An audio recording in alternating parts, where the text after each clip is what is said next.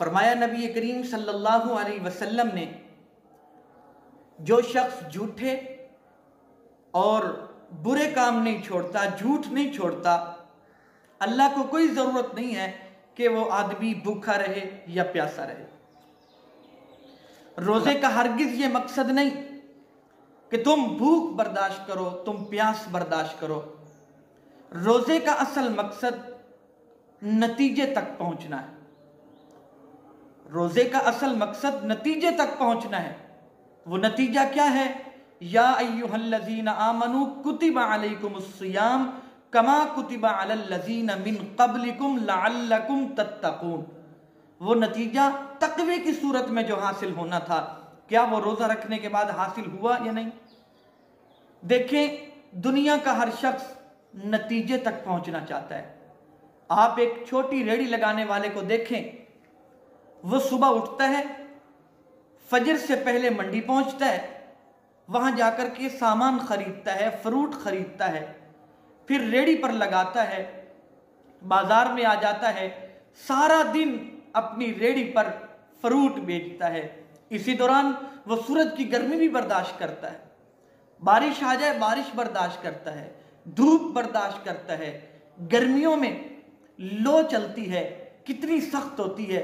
मैं और आप जब बाजार में निकलें, मुंह झुलस जाता है, हाथ झुलस जाते हैं, पांव झुलस जाते हैं। वो बेचारा सुबह से लेकर शाम तक बाजार में खड़ा रहता है, फिर आवाजें लगाता है, यहां तक कि उसका गला बैठ जाता है। जब शाम को अपना फ्रूट बेचकर घर जाने लगता है, तो आपने अक्सर देखा होगा कि रेहड़ी पर बैठ करके वो पैसे गिन रहे होते।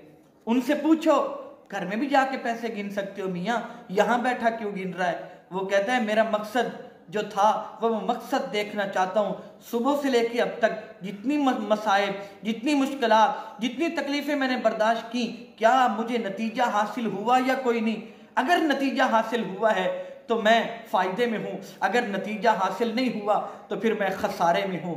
तो हमने भी अपना मुहासबा करना है, हमने भी अपना मुहासबा करना है।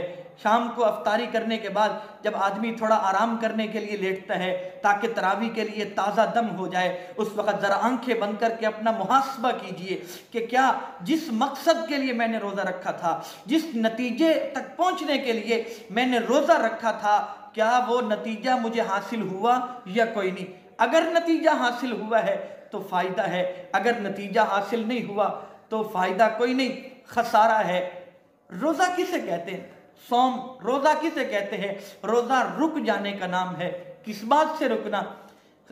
फुक़हा कहते हैं शरई इस्तिलाह के अंदर तमाम अक्ल शुर्ब और तमाम अपनी नफसानी ख्वाहिशात से अपने आप को रोक लेना, ये रोज़ा है। ये फुक़हा की इस्तिलाह है। बुजुर्गान दीन, सूफिया इकराम, अल्लाह से मोहब्बत करने वाले, अल्लाह से प्यार करने वाले, हकीकी शरीयत का, तरीक़त का मज़ा उठाने वाले, वो लोग कहते हैं रोज़ा सर के बालों से लेके पाँव के नाखन तक हर एक उज़ुव का नाम रोज़ा होना चाहिए। हर एक उज़ुव का रोज़ा होना चाहिए, सर से लेके पाँव तक, सर से लेके पाँव तक एक एक उज़्व का रोज़ा होना चाहिए।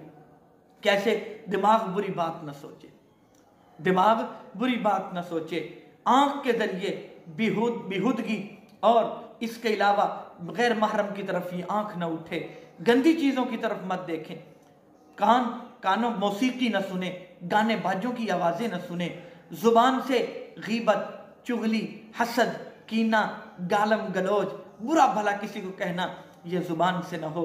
और हाथ हलाल की तरफ उठें, पाँव नेकी की तरफ बढ़े, नेकी की तरफ आगे बढ़े। मुअज़्ज़ज़ सामीन और हाज़रीन, ये रोज़े का असल मकसद है, नतीजे तक पहुँचना। नतीजे तक पहुँचना, वो नतीजा तक़वा है। हम तक़वे को जब पा लेंगे तो रोज़े का रूहानी फ़ायदा भी आपको नज़र आएगा और रोज़े का इंशाअल्लाह वल अज़ीज़ तमाम तर फ़ायदे आपको नज़र आएंगे। आपने अपना मुहासबा करना होगा। रोज़ा रखने के बाद मुहासबा कीजिए अपना कि क्या फ़ायदा हुआ या मैं नुकसान में रहा। अगर फ़ायदा है तो हाथ अल्लाह की शुक्राने में उठ जाने चाहिए, अगर खसारा है तो फिर अपनी फ़िक्र कीजिए। अल्लाह अमल की तौफ़ीक